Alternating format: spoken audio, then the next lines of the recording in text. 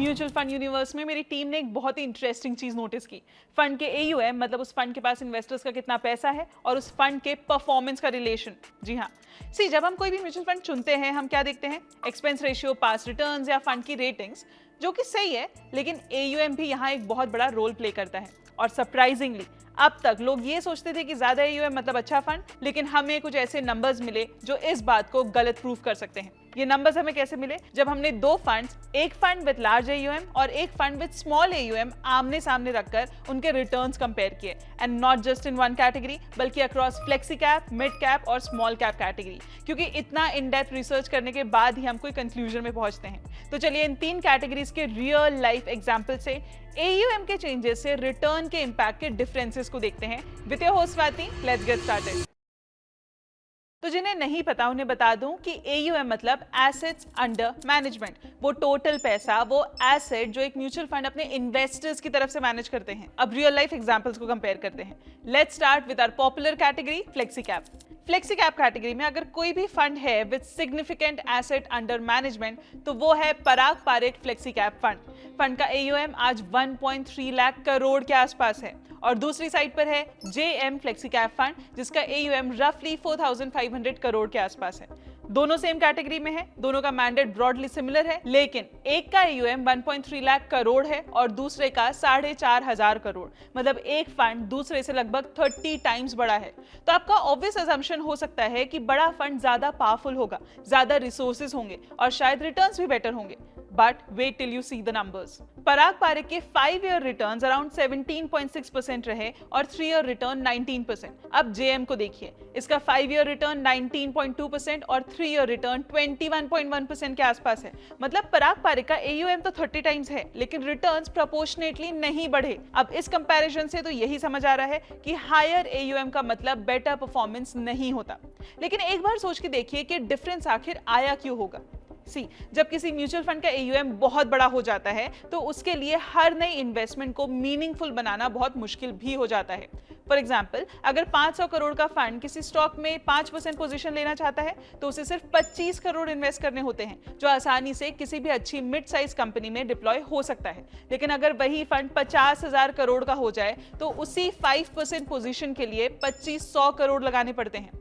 इतना बड़ा अमाउंट हर company absorb नहीं कर सकती, इसलिए फंड मैनेजर को मजबूरन सिर्फ बड़े हाईली लिक्विड स्टॉक्स जैसे लार्ज कैप्स में ही इन्वेस्ट करना पड़ता है। इस वजह से फंड की फ्लेक्सिबिलिटी कम हो जाती है, यूनिक अपॉर्चुनिटीज मिस होने लगती है और पोर्टफोलियो धीरे धीरे बेंचमार्क जैसे बनने लग जाता है, जहां स्टेबिलिटी बढ़ जाती है लेकिन एक्स्ट्रा आउट परफॉर्मेंस की पोटेंशियल लिमिटेड हो सकती है। यहां भी यही हुआ। पराग पारेख के टॉप होल्डिंग्स में आज HDFC bank, ICICI bank, power grid, Coal India large names नेम्स का वेट मटेरियली बढ़ गया है, जबकि फंड के इनिशियल ईयर्स में पोर्टफोलियो मच मोर डिफरेंशिएटेड था। और यही टॉप होल्डिंग्स का इफेक्ट रिस्क प्रोफाइल में भी दिखता है। Parag Parikh flexi cap fund का स्टैंडर्ड डिविएशन सिर्फ 9.76 है, जबकि जेएम फ्लेक्सी कैप फंड का 16.57 है। मतलब पराग पारेख का रिटर्न पाथ काफी स्मूदर और प्रेडिक्टेबल रहा, इवन दो दोनों फंड्स के long term returns broadly similar हैं। तो फ्लेक्सी कैप कैटेगरी में एविडेंस शायद ये सजेस्ट करता है कि हायर एयूएम रिटर्न्स को स्टेबल रखता है लेकिन प्रोपोर्शनेटली नहीं बढ़ाता और फंड मैनेजर स्पेशलाइज नहीं रह पाता। लेकिन as we know, active fund investing में कभी-कभी सबसे वैल्यूएबल चीज फ्लेक्सिबिलिटी और स्ट्रेटेजिक एलोकेशन होता है, जो बड़े यूएम्स मिस करने लगते हैं। Now moving on to our second category, mid cap funds. Mid cap category में हायर एयूएम का इंपैक्ट फ्लेक्सी कैप से फंडामेंटली अलग है। चलिए देखते हैं कैसे। मिड कैप कैटेगरी की सबसे इंटरेस्टिंग चीज ये है कि इसका यूनिवर्स उतना बड़ा नहीं है। ऑफिशियली इंडिया में रफली 150 स्टॉक्स मिड कैप कैटेगरी में आते हैं, लेकिन रियलिटी में एक फंड मैनेजर इनमें से भी सिर्फ 40 to 60 कंपनीज में मीनिंगफुल पोजीशंस लेते हैं, क्योंकि हर कंपनी इन्वेस्टेबल नहीं होती। कुछ कंपनीज ऑलरेडी एक्सपेंसिव होती है और कुछ में इतना पैसा डिप्लॉय ही नहीं किया जा सकता। यानी एक मिड कैप फंड के पास अपॉर्चुनिटीज लिमिटेड होती हैं और इसीलिए इस कैटेगरी में साइज बहुत इंपॉर्टेंट हो जाता है। अब यहाँ हम दो फंड्स को कंपेयर करेंगे। First HDFC mid cap fund और दूसरा Nippon India growth fund. HDFC mid cap का एयूएम रफली 85,000 करोड़ है, Nippon India growth mid cap का 40,000 करोड़, यानी एचडीएफसी लगभग 2 गुना बड़ा है। अगर हायर एयूएम जनरली एक एडवांटेज होता है तो एचडीएफसी को क्लियरली बेटर रिटर्न्स देने चाहिए थे, लेकिन रिटर्न्स देखोगे तो स्टोरी उल्टी डायरेक्शन में मिलेगी। पिछले 5 साल में Nippon India growth mid cap ने 24.2% एनुअलाइज रिटर्न दिए हैं, एचडीएफसी मिड कैप ने 23.2%। डिफरेंस सिर्फ 1% का है, लेकिन 5 साल तक कंपाउंडिंग में ये 1% भी काफी बड़ा हो जाता है। मतलब अगर आपने 10,000 की एसआईपी निपॉन इंडिया में की होती तो कॉर्पस होता 11.7 लाख का, वहीं अगर एचडीएफसी के फंड में की होती तो कॉर्पस होता 11.3 लाख का। This is the real effect of compounding, a difference of 24,000। तो फिर मेन क्वेश्चन ये है कि बड़े फंड्स पीछे क्यों रह जाते हैं? शायद आंसर फंड के पोर्टफोलियो स्टाइल में छुपा हुआ है। जब एक मिड कैप फंड बहुत बड़ा हो जाता है तो उसके लिए पूरा मिड कैप यूनिवर्स ही छोटा लगने लगता है और फंड मैनेजर को पोर्टफोलियो ज्यादा ब्रॉड और ज्यादा कंजर्वेटिव बनाना पड़ता है। इसको रियल लाइफ एग्जांपल से देखते हैं। निफ्टी मिड कैप 150 का total market cap around 98 lakh crore का है और एवरेज 65,000 करोड़ के आसपास आता है, और ये फुल मार्केट कैप है जिसमें प्रमोटर होल्डिंग्स भी इंक्लूडेड होती हैं। ये सिर्फ फ्री फ्लोट नहीं है, मतलब एक्चुअल ट्रेडेबल अपॉर्चुनिटी और भी छोटी होती है। अब इसको फंड से लिंक करें तो मिड कैप फंड का एवरेज एयूएम अराउंड 12,000 करोड़ है और साथ ही मंथली इनफ्लोज भी 6,000 करोड़ तक आ रहे हैं, जो क्लियरली दिखाता है कि एसआईपी फ्लो स्टेडीली इंक्रीज हो रहे हैं। इसलिए फंड धीरे धीरे सेफर और लार्जर मिड कैप कंपनीज की तरफ शिफ्ट होने लगता है। In other words, fund mid cap alpha से ज्यादा अपर मिड कैप स्टेबिलिटी की तरफ मूव करने लगता है। और जब एक फंड मैनेजर को एक बहुत बड़े कॉर्पस को सेम मिड कैप यूनिवर्स के अंदर कंटिन्यूअसली मैनेज करना पड़ता है, तब बेस्ट आइडियाज को होल्ड करने की फ्रीडम कम हो जाती है। और एग्जैक्टली यही चीज टर्नओवर रेशियो में भी दिखाई देती है।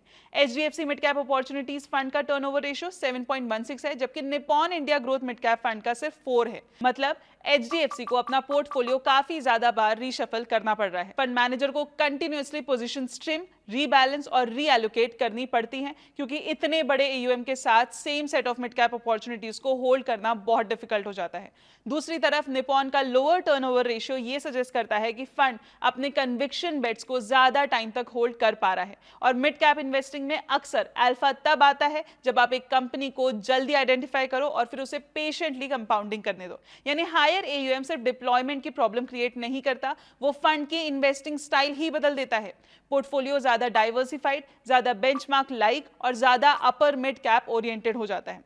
अब देखते हैं मिड कैप कैटेगरी में डेटा क्या सिंपली करता है। साल 2020 में 8,000 से 24,000 करोड़ एयूएम वाले लार्जेस्ट मिड कैप फंड्स का एवरेज रिटर्न रफली 23% के आसपास था, लेकिन स्मॉलर फंड जैसे एक्सिस मिड कैप फंड जिसका एयूएम 8,500 करोड़ था, उसने 26% रिटर्न दिए और कैटेगरी को क्लियरली आउट परफॉर्म किया। यानी मिड कैप फंड्स में हायर एयूएम रिटर्न्स को डिस्ट्रॉय नहीं करता, लेकिन जैसे जैसे फंड बहुत बड़ा होता है आउट परफॉर्मेंस ग्रेजुअली कंप्रेस होने लगता है। और इंटरेस्टिंगली एग्जैक्टली इसी का ट्रेड ऑफ रिस्क नंबर्स में भी दिखता है। एचडीएफसी का स्टैंडर्ड डिविएशन लोअर है 15.6 वर्सेस निपॉन का 17.2, यानी एचडीएफसी रिलेटिवली लेस वॉलेटाइल है। एक्सपेंस रेशियो भी लोअर है 0.76% वर्सेस निपॉन का 0.79%। हायर एयूएम ने एचडीएफसी को स्टेबल बना दिया, लेकिन एग्जैक्टली उसी प्रोसेस में उसने फंड का एज भी थोड़ा रिड्यूस कर दिया, और शायद इसीलिए मिड कैप कैटेगरी में हायर एयूएम के साथ रिटर्न्स ग्रेजुअली कंप्रेस होने लगते हैं। Now let's move on to our last category, that is small cap, where the AUM effect is rather meaningful.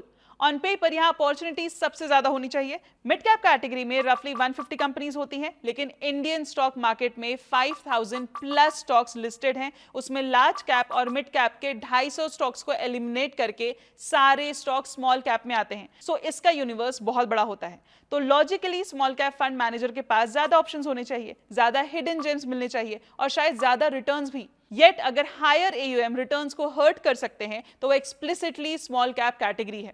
इसको समझने के लिए हम दो फंड्स देखते हैं, Nippon India small cap fund and Invesco India small cap fund.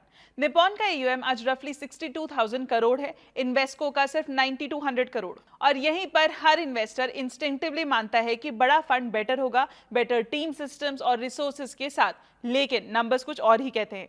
पिछले 5 सालों में इन्वेस्को स्मॉल कैप ने 24.3% रिटर्न्स दिए, निपॉन ने 24.2%, जो सरफेस पर छोटा गैप लगता है, लेकिन कंपाउंडिंग के बाद यही डिफरेंस लैक्स में कन्वर्ट हो जाता है और 3 ईयर पीरियड में गैप और शार्प हो जाता है। इन्वेस्को 26.6% पर है, जबकि निपॉन 22.3%, जो क्लियरली दिखाता है कि साइज हमेशा परफॉर्मेंस का ड्राइवर नहीं होता। अगर आपने इन फंड्स में 10,000 की एसआईपी स्टार्ट की होती 3 साल पहले, तो आज आपका कॉर्पस 5.5 लाख का होता Invesco India small cap fund में, and at the same time Nippon India के फंड में बढ़कर सिर्फ 5.15 लाख का होता। Now that's the difference of 39,000। मतलब जो फंड बड़ा है वो कैटेगरी में क्लियरली पीछे रह गया। लेकिन ऐसा क्यों होता है? आंसर है आइडिया डाइल्यूशन।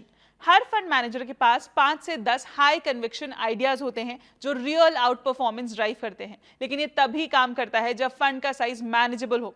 20,000 करोड़ के फंड के लिए 5% पोजीशन लेना मतलब 1,000 करोड़ जो डुएबल है, लेकिन 62,000 करोड़ के फंड के लिए 5% 3100 करोड़ बन जाता है। और यही कंस्ट्रेंट आता है, स्मॉल कैप कंपनीज इतना कैपिटल एब्जॉर्ब नहीं कर पाती, तो फंड अपने बेस्ट आइडियाज पर फुल कन्विक्शन से बेट नहीं ले पाता। फिर क्या होता है, कंसंट्रेशन कम होता है और पोर्टफोलियो 50 to 60 स्टॉक्स में स्प्रेड हो जाता है। यहीं से एज डाइल्यूट होता है, क्योंकि टॉप आइडिया स्ट्रांग होते हैं, बाकी सिर्फ साइज मैनेज करने के लिए होते हैं।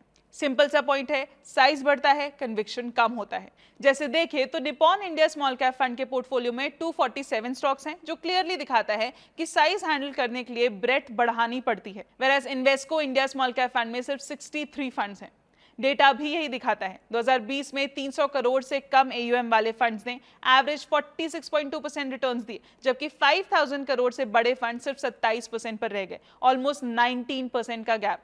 इसीलिए स्मॉल कैप इन्वेस्टिंग में साइज एडवांटेज नहीं, लिमिटेशन बन सकता है, क्योंकि बड़े फंड अपने बेस्ट आइडियाज को अग्रेसिवली एग्जीक्यूट नहीं कर पाते। तो इन्वेस्टर के लिए रियल टेक अवे शायद ये है कि स्मॉल कैप फंड में बिगेस्ट रिस्क वॉलेटिलिटी नहीं होती, बिगेस्ट रिस्क होता है कि फंड इतना सक्सेसफुल हो जाए कि वो अपनी ही स्ट्रैटेजी एग्जीक्यूट ना कर सके। और शायद इसीलिए स्मॉल कैप कैटेगरी में हायर AUM रिटर्न्स को सिर्फ स्लो नहीं करता, कभी कभी वो फंड के बेस्ट आइडियाज को ही डाइल्यूट कर देता है। तो दोस्तों, ओवरऑल हायर AUM का इंपैक्ट हर कैटेगरी में अलग अलग होता है। फ्लेक्सी कैप फंड में साइज रिटर्न्स को फ्लैटन कर सकता है, मिड कैप में इन्वेस्टिंग स्टाइल को चेंज कर सकता है, और स्मॉल कैप में बेस्ट आइडियाज को डाइल्यूट कर सकता है। इसलिए फंड चूज करते वक्त सिर्फ AUM पर फोकस नहीं करना चाहिए। फंड मैनेजर की स्ट्रैटेजी, कैटेगरी, कंसिस्टेंसी और पोर्टफोलियो स्टाइल इक्वली इंपॉर्टेंट होते हैं। आप कौन से फंड्स प्रेफर करते हैं, लार्ज AUM या स्मॉल AUM? कमेंट सेक्शन में जरूर बताना, और जाने से पहले like, share and subscribe to the channel. मिलते हैं अगले वीडियो में।